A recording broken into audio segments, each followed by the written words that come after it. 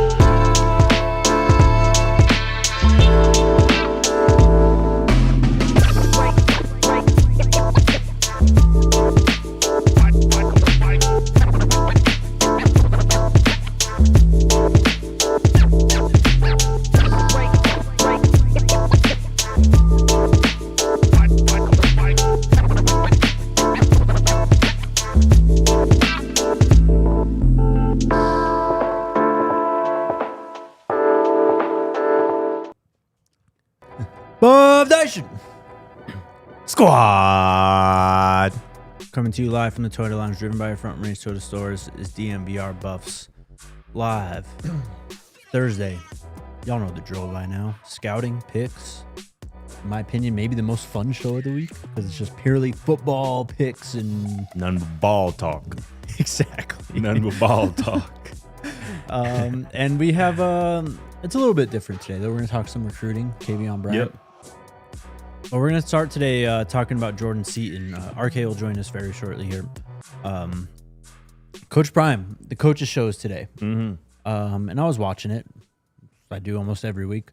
And Coach Prime was he was dropping some hints. In my opinion, many things he was dropping hints at. But Jordan Seaton was pretty point blank when it came to it. Yeah. Mark Johnson asked him about Xavier Hill being out on the injury report, which we will also get to here a bit later. Mm-hmm. And how Jordan was tested last week and how he responded. He probably played one of his worst games as a Colorado Buffalo last week. Yeah. A lot of other guys did too, but Coach Prime was talking about that. And then he said this about Jordan Seaton potentially having a new role for this week. His impression, like, okay, I got to get back on somebody. Yeah. I got to come on with it. And he's just really versatile. You may see him at a couple different positions this week. Is that right? Yeah. A couple of different positions for Jordan Seaton. What could that mean? It could mean a whole lot. It could mean nothing. It could just be coach just.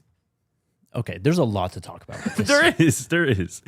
I don't know what it could mean. I think Coach Prime clearly said that for a reason. We'll see what that reason is. We'll see if we actually do see Jordan Seaton in a different role, right? This is arguably the best left tackle in college football. This is one of the very best offensive linemen in college football, regardless of class, regardless of age. And you mentioned it there with Xavier Hill starting left guard, who has played the most offensive snaps on this football team this season, out this week. That could potentially be what Coach Prime is alluding to, that maybe you see Jordan Seaton move in a little bit, maybe to play a guard and allow somebody else to play left tackle potentially. Mm-hmm. He can maybe be talking about what we have maybe opined about, using Jordan Seaton in kind of like a wildcat in the backfield somehow, maybe either giving him the football or using him as, a decoy in some respects. Mm-hmm. And obviously we saw last week where Jordan Seaton was lined up, out wide as a receiver in kind of a funky kind of formation as well against Utah. So it's interesting that Coach Prime would drop that. And obviously when you hear something like that, it makes your eyebrows raise a little bit, because this is the best player on this football team. Yeah. And, like I said, he is one of the best left tackles in college football. So to be hinting that they plan to use him at a couple different positions, not just a different position, but a couple different positions, it makes you think about how this might look. And I'm very curious to see how this new role potentially for Jordan Seaton might look and unfold. Okay, there's like three different ways we could go right here. Okay. First being what we already talked about. Xavier Hill's listed as out. We'll get to the injury report and we'll talk about everything. That's definitely the biggest blow. Yes. And as you mentioned, has played the most snaps, is your second best offensive lineman to Jordan. Facts. The answer could simply be that they feel more comfortable with the replacement at left tackle than they do at left guard. Correct. And Jordan, as we all know, is extremely athletic, extremely versatile. He could play anywhere on the offensive line. He plays left tackle because he's just that good. For sure. So if he plays left guard more, like I get it from a football sense, especially if Julian is in the game. And you can do, I think, more with Yo-Yo, who's back potentially. He's probable on the injury report as well. You can do some 6 offensive lineman stuff. You could do tackle over stuff. You could do things to kind of hide that left tackle with Jordan still being on the field. Even if Julian or Caden, whoever's in at quarterback, is back there. You can talk about Wildcat, obviously. Clearly, you could just give him the ball. I mean, if it's 4th and goal on the 2, like I don't think there's many other players on the team better suited to carry the ball. It's interesting you mentioned Yo-Yo too, because the position that he has played the most snaps at this season is left tackle. Wow. So, also, Brandon Davis-Swain, we heard the same thing about him like 2-3 weeks ago about having a different role. Yeah. Did we see him in a different role at all? I don't think we did. We didn't do anything. So can we relax? Like, this is not like the world that people that are making it out to be, that Jordan could potentially be doing something different. Plus, I guarantee you, he's probably going to take some snaps at left tackle.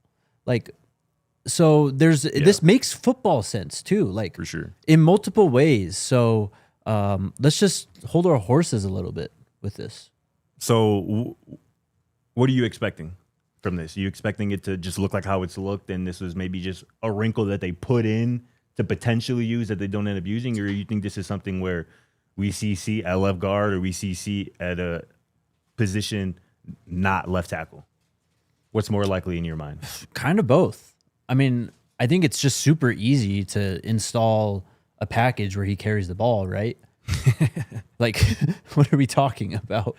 Yeah. It's also, again, it just makes football sense. If Xavier Hill, when he's going to be out. Right, he's out. With just wanting to kick Jordan down, and what we talked about all in the lead up to this season and earlier this year when this offensive line was really good, and it's because the interior was improved over last year. That was the biggest problem the last 2 years with this team, was the interior offensive line, just letting guys straight up the middle. Yeah. Yes, left tackle is a very, very, very important position, arguably the most important position on the field. But if pressure's just coming straight up the field sometimes and it's in the guy's face, like you've seen Shador, run around and make a ton of plays with that. Like, and these guys, Julian will see, obviously. And Caden is mobile, but they're not Shador. They're not going to be doing that magic stuff. So, I don't know. It just makes sense to me, but we can all freak out. Q brings up a good point. He goes, there was a clip a while back, I think it was right before the season, where Seaton was running out in practice, I think in front of Michael Welch. Yeah. And Coach Prime told him, like, hey, you get running like that, we're going to give you the football. Yeah, exactly. Maybe that time has come. Yeah. You know what I'm saying? And also, too, I mentioned Yo-Yo has playing his most snaps this season at left tackle. I think when Xavier Hill was announced as out last night, the 2 guys that I thought of as potential replacements were Yo-Yo and Kareem Harden. Mm-hmm. I just mentioned Yo-Yo has played his most snaps at left tackle this year. Kareem Harden has played his most snaps this season at right tackle and left tackle. He's played a combined 40 snaps at those 2 positions, only 11 at right guard. So, it seems like if there's going to be one of those 2 guys, Yo-Yo or Kareem, kind of sliding in for Xavier Hill, both of those guys have the most experience at left tackle. Yes. And so that could be what they end up doing. There's going to be some shuffling on this offensive line when you lose your second best offensive lineman, your starting left guard, yes, the guy who's played the most offensive snaps. So it's going to be interesting to see how they handle that. But I would love to see Seat with the ball in his hands, man, at least once. Yeah, I mean, we saw Caden Procter a couple of times this year with the ball in his hands, who has kind of a similar archetype, and that was fun. And I think Seat would do some exciting thing like that. Talking about igniting the sideline, igniting a homecoming crowd. Mm-hmm. You get Big 77 out in space with and the ball he gets in his a touchdown hands. potentially. Come on, dog. Yeah, that could be lit. So look, I mean, this team and this program just kind of needs some juice, some excitement, and it may need to be manufactured in giving Jordan Seaton the football. So, and as you mentioned, this is a big game. It's homecoming, and as we talked about with Justin on Know Your Enemy, if you haven't checked that out yet, This is a massive game for both teams Both in terms of where you stand as a program, too. Yes. So, I mean, it is kind of a kitchen sink game for me in certain ways. That's well said. Bring it out. You ain't got nothing to lose at this point. You got everything to gain. And like you mentioned, Arizona coming off back-to-back losses by a combined 9 points. One of them was a double overtime loss. Yep. This team is going to come in very hungry, very thirsty for a win, and particularly on the road. It was brought up by our guy Justin yesterday on Know Your Enemy. Go check that out. It's very informative. Maybe my favorite one that we've done so far. I mean, dude he just kept going. for real. And this was a good thing. Like, he was cooking. Exactly. Like, we learned a lot, I think, from We really that episode. did. And one of the things that we learned was that Arizona is 1-6 on the road under Brent Brennan. So this team struggles on the road, and this Colorado team is certainly better at home than they are on the road this year. Yeah. So you gotta, like you said, it's gotta be a kitchen sink game. You gotta pull out all the stops to get this win and to help you obviously get the 6 wins and get to bowl eligibility. Because if you lose this one at home, that journey might be over with. For sure. So So, I mean, again, we'll see. This could all be nothing because the last time Coach Prime said this was all nothing. Exactly. So, and the thing I've seen from people too is like, why even put this out there? It's like the injury report's out there. They know Xavier Hill's out. They know some shuffling's going to happen on the offensive line. Like, and plus, we're talking about trench play here. Like, they're still going to have to line up man and cross man, and someone's going to have to win. Like, you can know what's going to happen. And this Jordan Seaton we're talking about here. If you move him, and people I'm are placing like, my bets on him. why would you even say that and allow them to prepare for it? Well, it's like, well, if they're spending time preparing for Jordan Seaton potentially carrying the football, good. Yes. Good. Because that means they're using time that should be allocated to actually, game planning what stuff that Colorado might actually do or actually is good at. So we'll see. Yeah, let's just let it play out and see what happens. So it could mean something that we're not expecting. It could mean everything. It could mean absolutely nothing. Yeah. We'll find out. All right, let's get into scouting. But first, let's take a break and shout out the homies over at Coors Light. We did the draft pod today, and I told Drea, it's like, Sundays or Saturdays on the couch watching Coors Light. It's like peanut butter and jelly. They're just made for each other. Watching football? Yeah. Yeah, okay. And that's what we do here at the DNVR bar. Hell yeah. The Broncos are on the road this week, so we're going to be turned up here at the DNVR bar. Come hang out with us. We're going to be crushing Coors Lights on the watch along, and we're going to have tons of people down there hanging out, doing the same as well. We're going to have a tailgate this weekend too, completely free. Go register on the site, and we will have some Coors Lights there that we could crush together as well. Make the most out of the times you choose to chill. Choose Coors Light. Get it delivered straight to your door when you visit CoorsLight.com/DNVR. Celebrate responsibly. Coors Brewing Company, Golden, Colorado beer.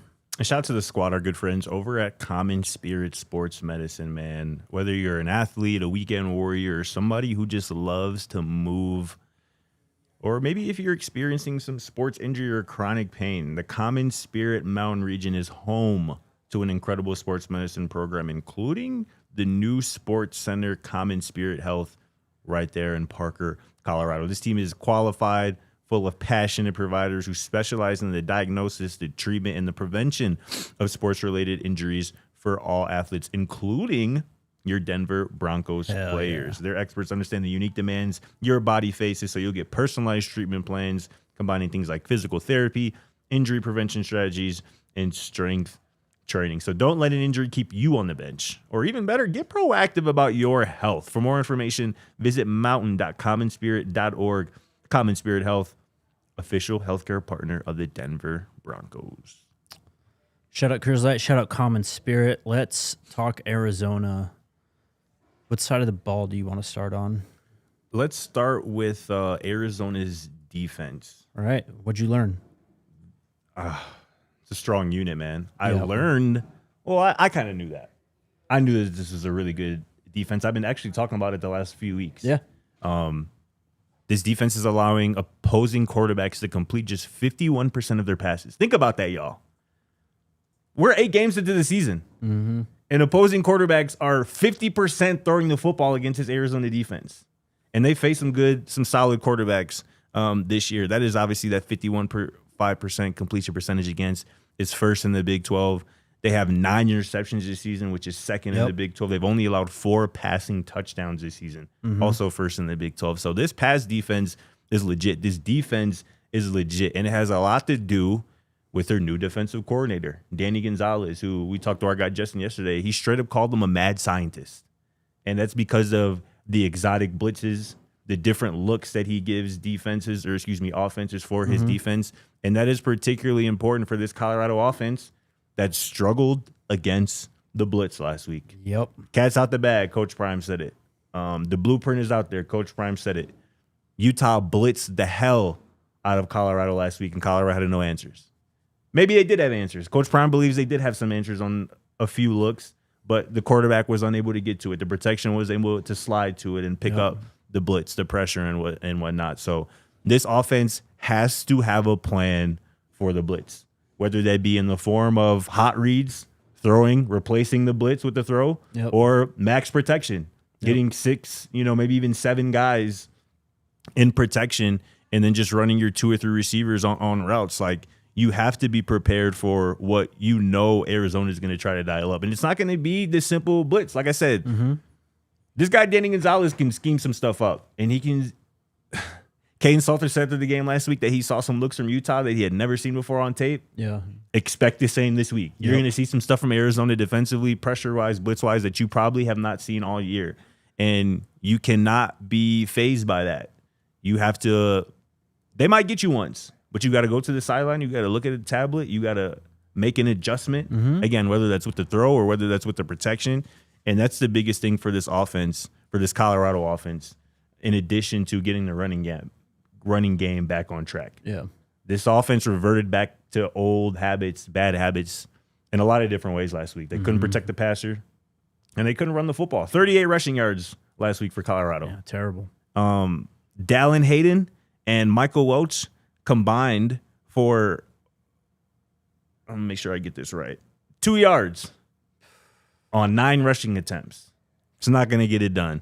Cam Michael, though, is a bit of a bright spot. Yeah. He seemed to get more comfortable with the running back spot, 44 yards last week on 8 attempts. So those 3 guys are going to have to give this offense some balance, keep Arizona on their toes a little bit, and prevent them from just dialing it up and being their aggressive kind of self-defensively. So those are the big keys offensively for Colorado, man. Have a plan, have answers for the blitz, and get this running game back going.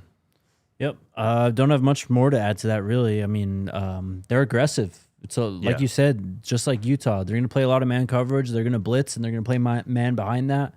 And they mix up their looks, too. I mean, I think base, you'd probably call it a 4-3 defense, but they have really good linebackers, and they have depth, too. They'll put 4 on the field, like Justin said. Yeah. They'll play 3-3-5. So they're adaptable, and they're quick to the ball, man. Those guys swarm fast as well. Defense.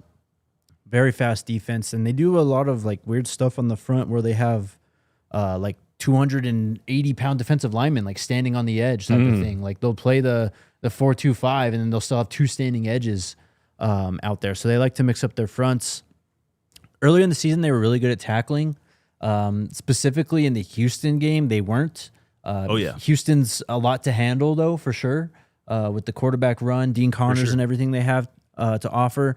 They didn't really play Iowa State that well either. They actually got kind of blown out against Iowa State. They did. That was their worst loss, first game of the year for sure. Yeah, and they got ran through. The QB run, we'll see what happens at quarterback for the Buffs, but I mean, Houston was just ripping off chunks at will. And Danny Gonzalez was pissed about it this week. He had a few different quotes about it. Listen to this one. He goes, "If it's the last thing I do as a defensive coordinator, we're going to stop that stupid freaking play." Danny Gonzalez talking about the quarterback run. And, he mentioned Caden this week. He said that they're preparing for Caden and Ryan Staub. He said they're preparing for 2 quarterbacks. He compared Caden Salter a little bit to Avery Johnson. He also this is another quote from Danny Gonzalez. He says that Colorado has not run much quarterback power, but why wouldn't you start to run it this week? Brother. Danny Gonzalez asks. That's crazy. Quarterback run could be a factor in Colorado's offense this weekend, but I guarantee you Arizona is going to be prepared for it because their DC has pissed about being beat by it. And you mentioned it. It's something this defense is susceptible to, the run game. They've given up 100-yard rushers in back-to-back games. Yep. Dean Connors ran for 100. And who who was it before? Or LJ, LJ right? Martin ran for over 100 against him as well. So if there's a way this Arizona defense can be had, it's on the ground. He's given too much credit. Hair looks good, bro. Thanks. That boy That's fresh. not where I just was. Okay. I got that haircut earlier today. I was just at a new DNVR partner, Fire on the Ooh. Mountain. Heck yeah. All right. Have you guys been? No.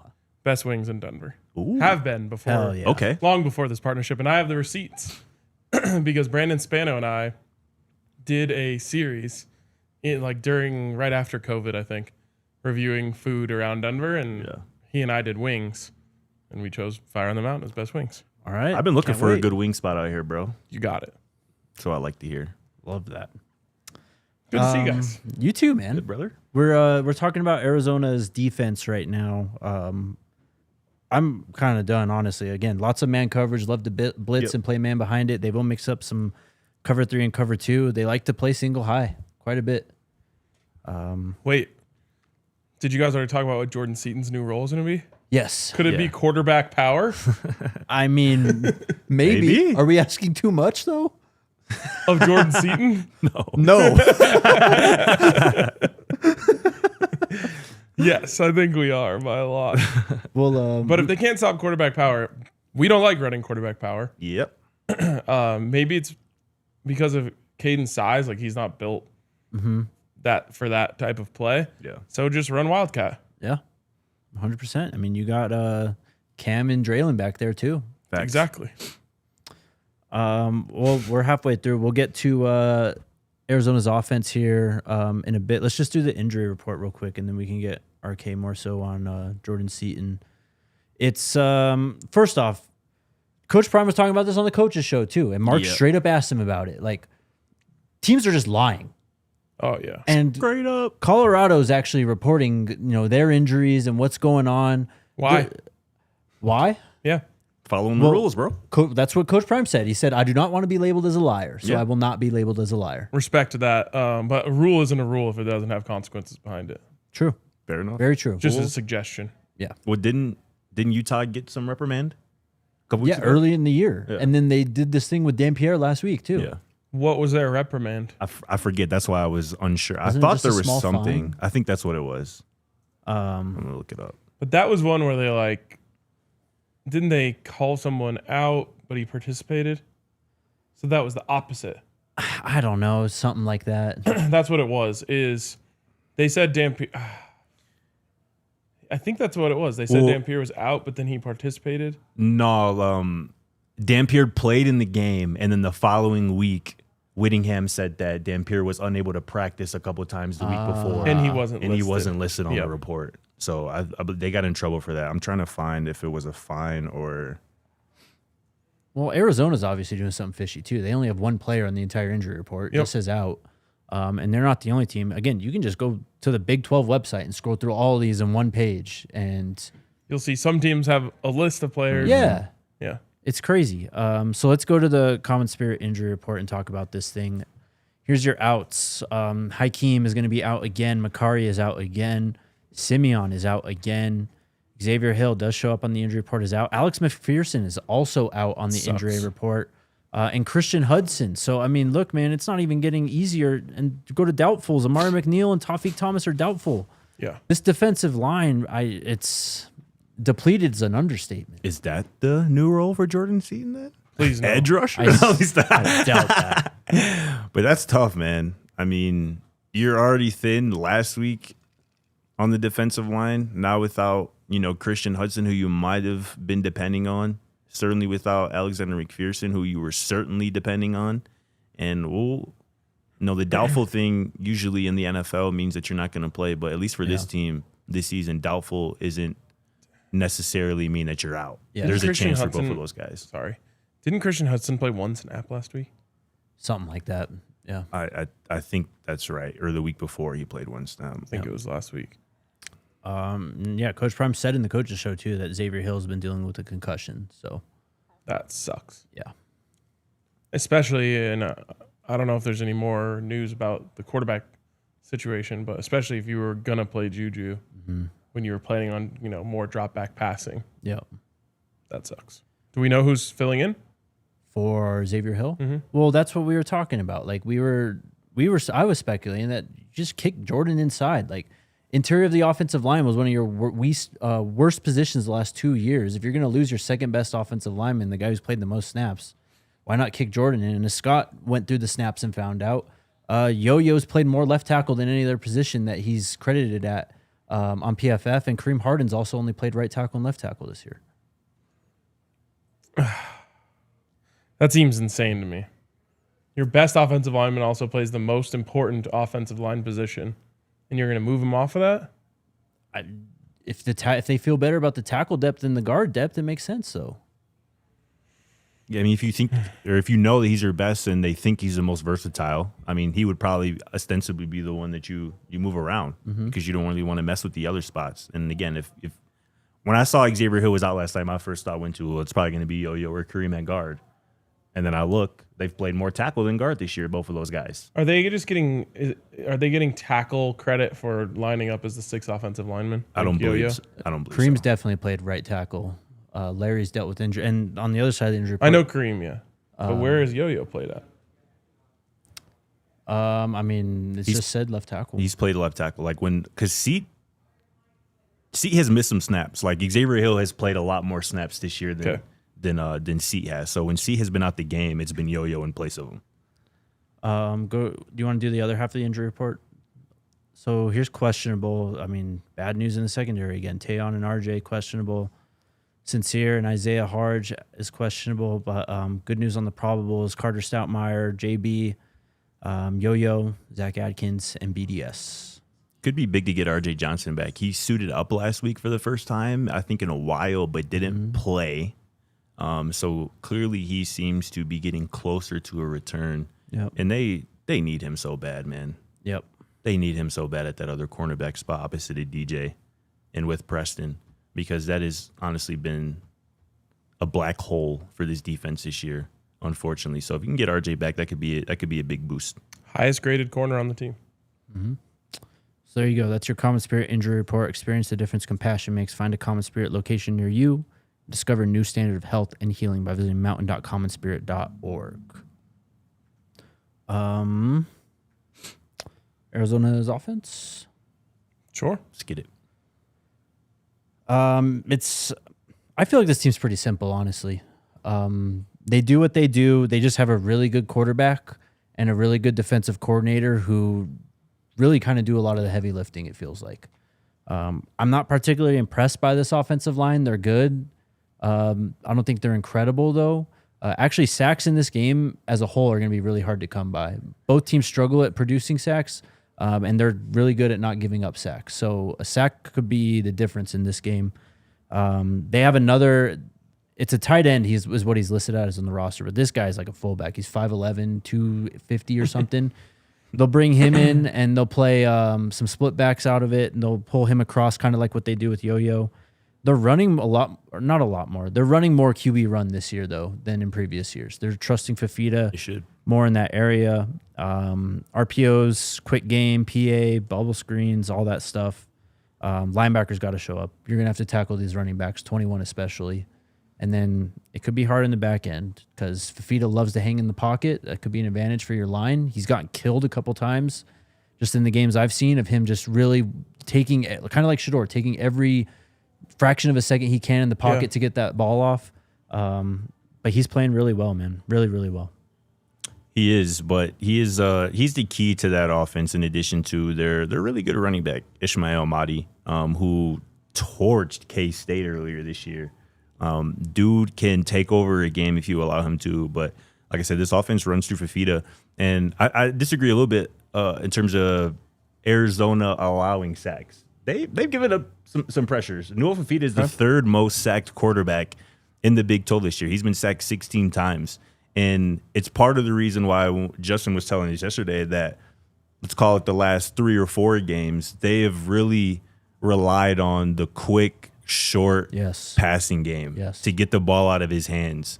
And that is where I think this defense has to really lock in. Send pressure, get pressure in his face and sit on these short, in-breaking, out-breaking quick routes and force him into a bad decision or force him to kind of tuck it and rely on kind of your pass rushers to get there. Keaton Wade obviously had 2 sacks against Fifita in Arizona last week. This pass rush really kind of took over the game last year when they faced Arizona, and that kind of has to be a similar performance. That's the key for me. Make Noah Fifita throw it over your head, and granted, he's capable of doing that because bro has a cannon and he's got some capable receivers. But if you allow him to just dink and duck it all the way down the field and be efficient, he will do that. And that's going to open up the run game, and that's going to allow him to just get into a groove. You cannot allow him to get into a groove. He's a very rhythm passer, a rhythm quarterback. So if you can kind of give him different looks early, heat him up a little bit, and like I said, kind of sit on some of those quick in-breaking routes and force him into a mistake or two, that's going to be the recipe for Robert Livingston's defense. Yeah, to me, this is kind of like a chaos week for Robert Livingston. Like, you should just try to create chaos. Yeah. I like, it's kind of a last-ditch card to play if you're a defensive coordinator, but this team doesn't cover very well. They don't get after the passer as well as I think we would have hoped. I think you have to bring pressure. For sure. A lot of it. Yep. And just kind of hope to, like you said, don't allow Noah Fifita to get into a rhythm. Yes. Make him kind of always be thinking, where's it coming from? Yeah. Where do I have to check out of? Make him dump the ball off a bunch and then swarm to the ball. Yep. 100%. I mean, yeah, like how you approached this game last year is completely different than this year. Because last year you had the guys that you could just go out there, play man coverage, and then just let everyone else run free. Big cold hood game last year. I don't want to think about it. I think you're going to get a lot of zone from Colorado in this game, though. They just don't have the guys that are going to match up in man, first off. And Noah Fifita, when he has thrown picks, he just kind of missed lurking defenders underneath. So I think in some sinking zone situations, you can get yourself into windows to at least disrupt some throws, if not make a play on the throw. But yeah, if you're not getting after the quarterback, this could be a rough one. That being said, though, the Houston game, I think Justin talked about this too. Fifita went, like, he had an insane stat line, like only 2 incompletions or whatever. Yeah, he was going 26. crazy, That's what I'm saying. and they ended up losing still. But he was 24 of 26. One of those was a screen that went to the house for 70 yards. Yep. So if you take that off, he had 24 completions for under 200 yards. Exactly. Yeah. That's that dinking and ducking stuff Yes. I'm talking about. Yes. Exactly. So, anything else on Arizona? I got one more thing, but we can hit this break and then I'll talk about it.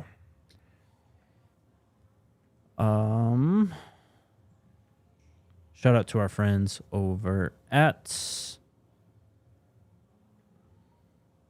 Bet365.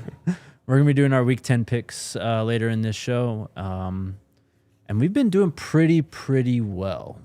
If you want to go and take your skills over to Bet365, they got early money line payouts. If your team goes up 17 points or more, this applies to NFL as well.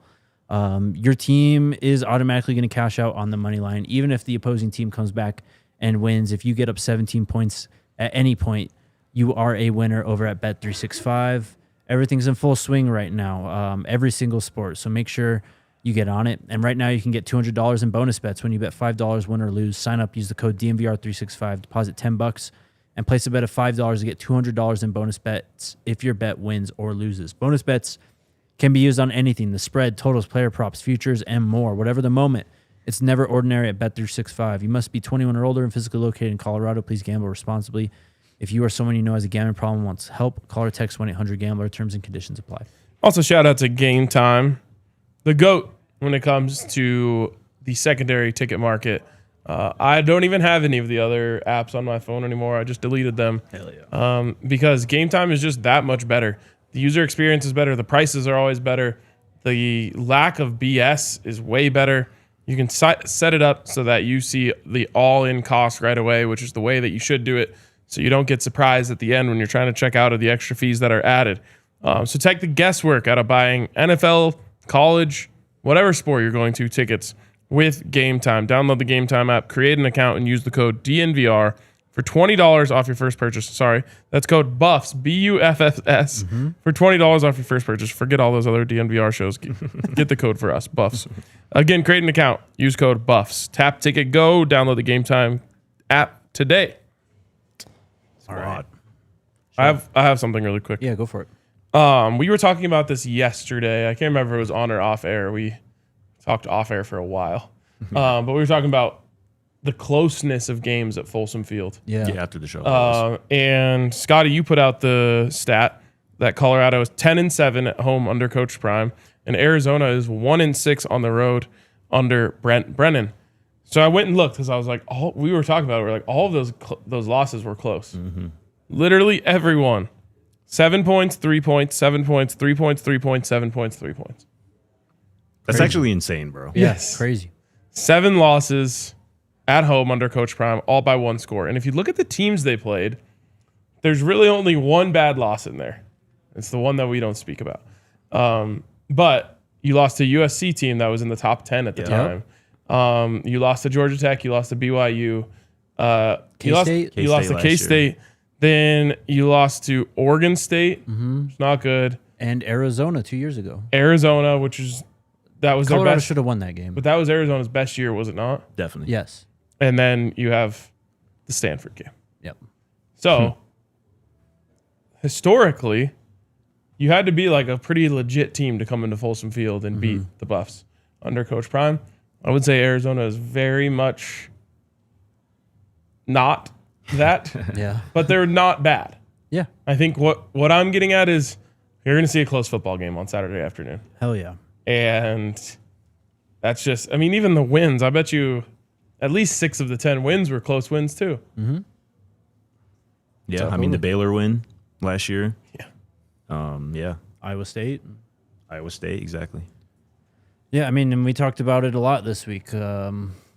This team just doesn't play well on the road. For whatever reason, they play better at home. Opposite of last year. Yeah, you got to take advantage of these opportunities at home this season. You got to. So, You have no choice if you want to make a bowl game. 100%. I said it earlier. I'm like, you drop this one, that dream is probably cooked.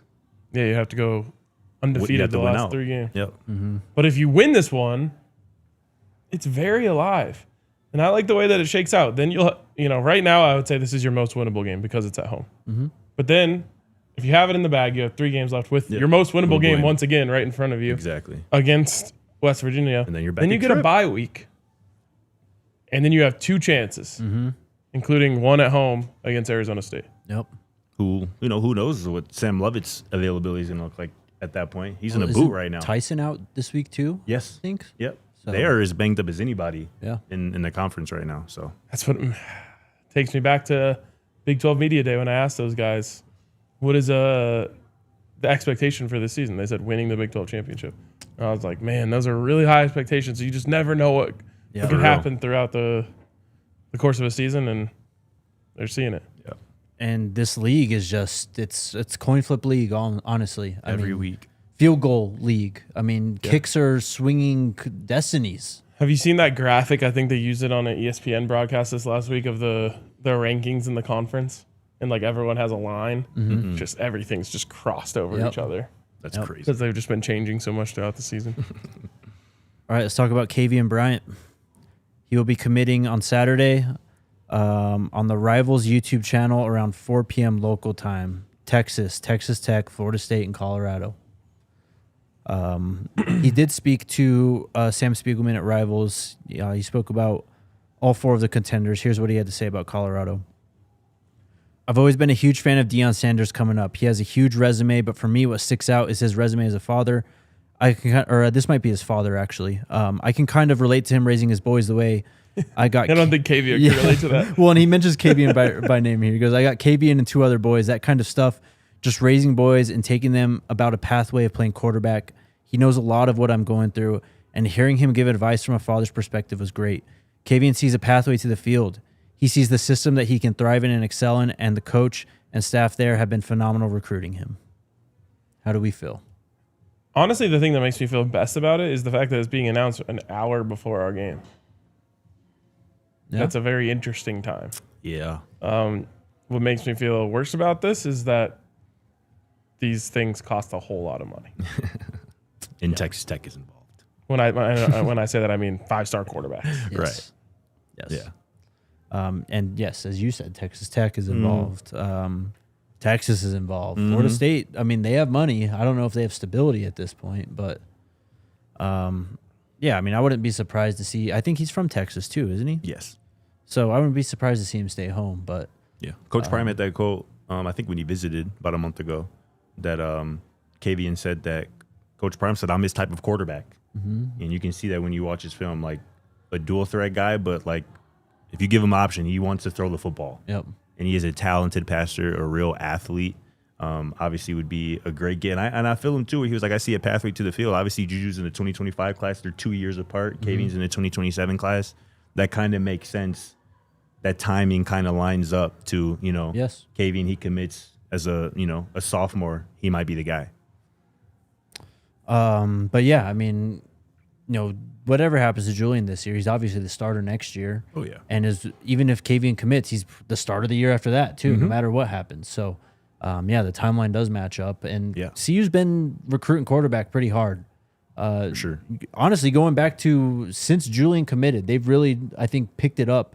Not even just like focusing on one guy in particular, but they're definitely trying to get someone in who's a younger quarterback. So, ready for picks? It's the only reason why I'm here. Let's get it. What's Scotty, that scoreboard looking like? I got to give you credit, bro. That is a monster week from you last week. 7 points with the golden hammer, so you got 6 of 8 picks right. Let's go. 6 and 2 week. We love to see. They tried to write me off. I ain't right back though. I didn't. No one wrote you off. I will say I picked at least 50% or better going back to week 4. It's Wow. fire. Bro's locked Profitable. Yeah, that's profitable against the spread for sure. Yeah. RK, you still, I mean, you got 4 picks. I think you got a golden hammer, so you went 3 for 8, but you only lead by 1 point now. Scotty and I are now tied 1 point behind you. That's why we put in that work early in the season when you guys were just fucking easing your way in. Relax. Here we go. First game. Big one in the SEC. You got Oklahoma, John Mateer going to Neyland Stadium, Tennessee. Tennessee is -3 this weekend. Who you got? Why don't you lead us off? Yeah. Me? I'm taking Oklahoma. Okay. I think John Mateer is going to shake back and become the quarterback that we saw before the injury sooner rather than later. Sooner. Nice pun. And Dre convinced me too that Oklahoma's kind of for real, at least defensively at this point. So I just don't trust Joey Aguilar right now too. Okay. Scotty? I'm rocking with Tennessee at home here. That home crowd is crazy. And Tennessee is just, I like both of these teams. Y'all know how I feel about Oklahoma. I really like Mateer. But their 2 losses this year are to Alabama and Georgia. The Georgia game was a barn burner, one that they probably should have won. The Alabama game kind of got away from them at the end. But I think Tennessee, Josh Heupel at home, and give me the Vols cover. I got the Vols as well. I like that the graphic spells the word out. Just a little observation. But, I got Tennessee at home. Rocky Top. Yeah. Not messing around. All right. Another one in the SEC rivalry game. Neutral site. This is in Jacksonville. It's called the largest outdoor cocktail party in the world, I believe. Really? Yes. Florida, Georgia. Which is just not something that I think should be like a badge of honor for a conference that acts like it means more. Explain. It's just a cocktail party does not sound like a place where people are going to watch ball. You know what? Fair. You know, a cocktail party feels like what I have to go to because it's like, oh, my wife's friend, it's her birthday. She wants to have a cocktail party and it's Thursday night football, but I can't watch that because we're going to this cocktail party. You feel me? You know what? Great Yeah. point, bro. So anyways, rebrand. I got Georgia. I'm also taking Georgia. I just can't pick Florida anymore, honestly. I am also on Georgia, and I am hammering Georgia. Okay. Oh, golden. Not just a standard hammer. Not the golden hammer. I was talking to Scotty about this last week, but when we're all 3 on a game, Yes. I don't have the exact stats, but we're pretty good. Pretty good. Dang, that's we should have been parlaying those. For real. Yeah. Well, we can put these into action this week. Okay. Another one in the SEC is Vandy for real. They are the higher-ranked team. They are on the road, and they are going to Texas to take on the Longhorns. The line is 3 now. So Arch banged up, ain't he? I don't know. I believe he is concussed, and his status is up in the air.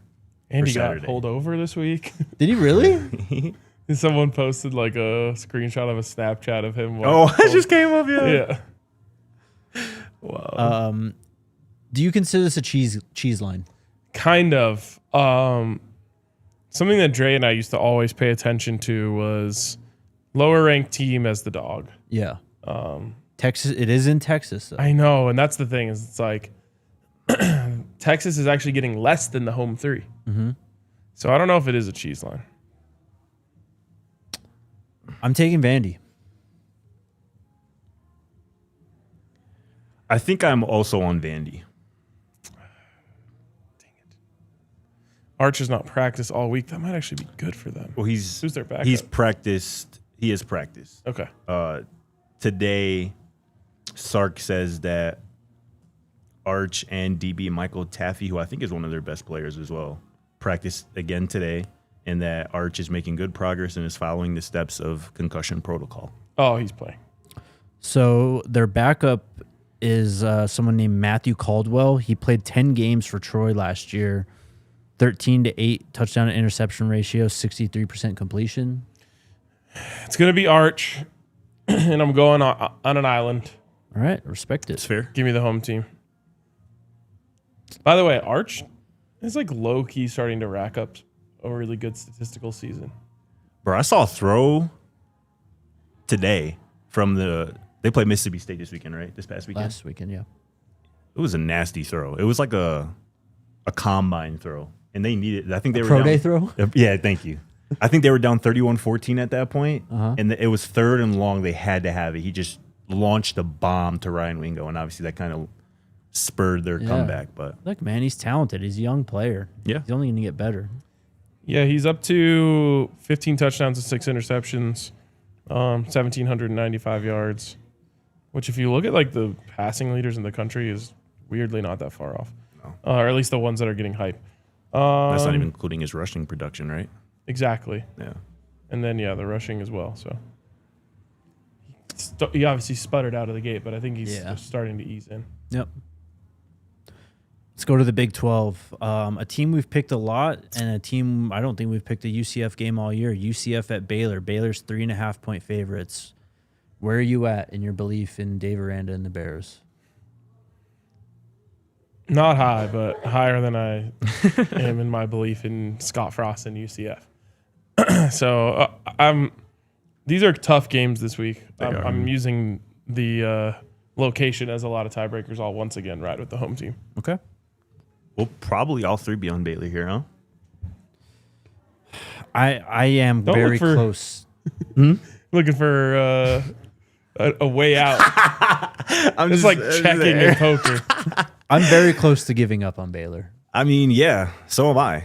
If they were probably playing anybody else in the conference this week other than West Virginia, I'd probably be picking that other team. But so Baylor sits now.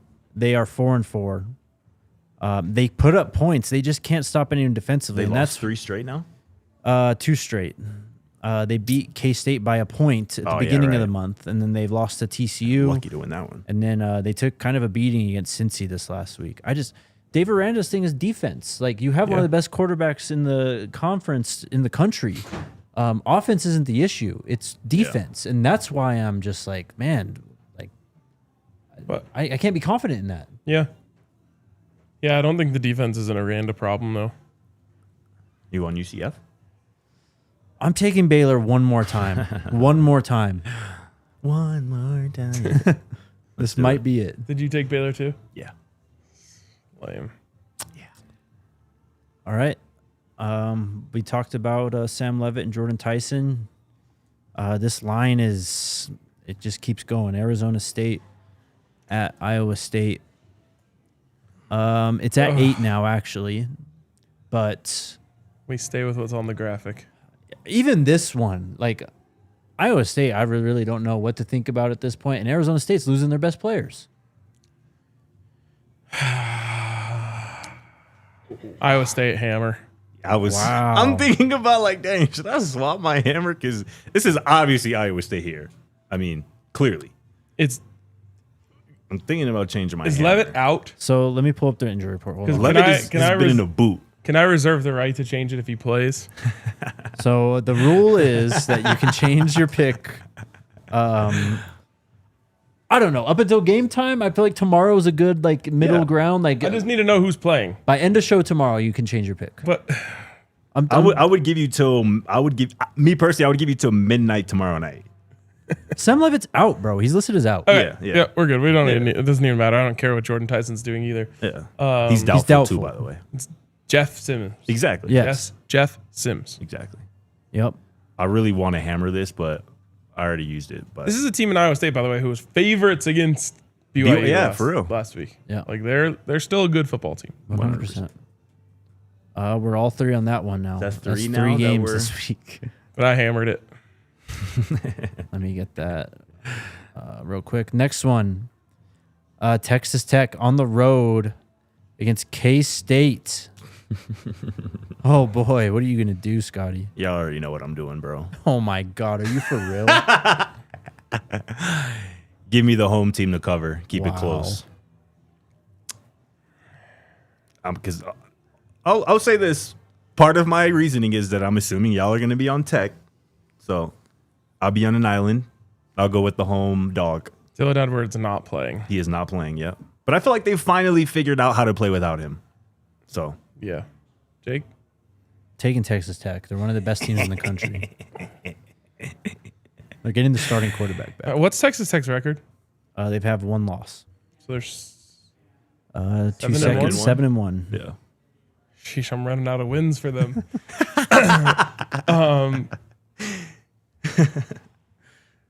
They kind of gotta lose this one to know. be to be 8-4 Texas Tech. 9 wins is within the. I think I said 7 to 9 wins. Maybe I said 6 to 8. I can't remember. Maybe.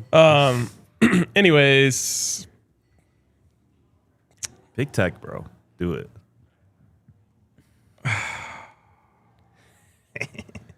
I'm taking Kansas State. Wow. Damn it. Y'all got me Dolo, one of the best teams in the country. They're not. They're just not. Wow. Also, I'm baking into my thing here. I don't think Morton is healthy, Yeah. Okay. and now they don't have a backup. Facts. Okay. So if something goes wrong there, It's on which I'm you, not brother. rooting for Yeah. by any stretch of the mind, Yep. but I do think it matters. He's left a lot of football games in his career. He has to he leave this has. one. It's game over. That he has, but I say the solution is just give Cameron Dickey the football. He's a dog. He's a dog. Next in the Big 12, this They're is gonna win by. It's gonna end up being like a 6-point game. I just know. 6 or 8. this one's an interesting line as well. Wow. 2 ranked teams in the Big 12. Cincinnati, the number 17 team in the country, is going to Salt Lake City to take on the Utah Utes. Apparently, Devin Dampierre is starting this week. Yes. Which is good news for Cincinnati. I think so. I think it is. 10 points, though. Sheesh. This is crazy. What is it? Like the book is telling you that Cincinnati's a joke? Yeah. They don't believe in them at all. Who'd they play last week again? They smacked Baylor. Baylor. I said yesterday that I'm going to be the country's first Cincinnati believer. So give me the Bearcats. So that line last week was only 3.5. So the book is underestimating Cincinnati. Yeah. I'm the first Cincinnati believer in the country. They weren't underestimating him against Iowa State. Yeah? You know? Yeah? Who you got? Oh my God, I'm taking Cincy, I think. Wow, I did not expect that. I think I'm going with Utah on the points here. At home, I think they might You're have laying found the something. points. Yeah, you're laying the Sorry, points. my fault. Laying the points, excuse me. I think Cincinnati's also without Evan Pryor. Who that? They're a really good running back. Oh, They got a yeah, really yeah. good 1-2 punch at running back with Pryor and Tawee Walker, I believe his name is Pryor, I believe is out. Yep. So They just need Sorsby. They need the Don. And they need that tight end. Well, bad news because number 99 is out for Utah. For Utah? Yeah. Who's that? Oh, you're talking about Cincinnati. I'm Yeah, talking about Cincy, yeah. Well, Utah's not going to have that crazy big number 99 tight end. Yeah, he was killing us. Yeah. I think Utah humbles Cincinnati here a bit. I'll be on the island with the Utes at home. I think Utah's built to, or Cincinnati's built to kind of hang with Utah, though. They're going to run the ball really well. Sorsby's going to run. I mean, talked last week about the quarterback run. Yeah. You didn't see it from Colorado. Nope. Cincinnati's definitely going to do that, though. Yep. So I think that Cincinnati has too good of a record to get beat that bad. What I mean by that is like they're a team that believes in themselves. yes. They're going in there expecting to win, Oh, yeah. not They just hang certainly are. around. Yeah. And so I think that no matter what happens, it'll end up being a close game. Yep. Okay. Could be a backdoor cover game because of that, too. Like, if they're down later, like they're going to just play and try and put up points just for pride. Yep. Final game, our game. Arizona's 4.5-point favorites at Folsom Field. Buffs money line. Love that. I'm taking Colorado as well. I'm taking Colorado to cover, mostly because of that stat. Yep. 7 home losses under Coach Prime. All of them have been one-score games. Yep. So I like Colorado cover. And also, change my pick on the previous one, please. I'm gonna go with Cincy. Oh. I shouldn't have made such a compelling case. I am going to hammer Texas Tech -7. Okay. Interesting.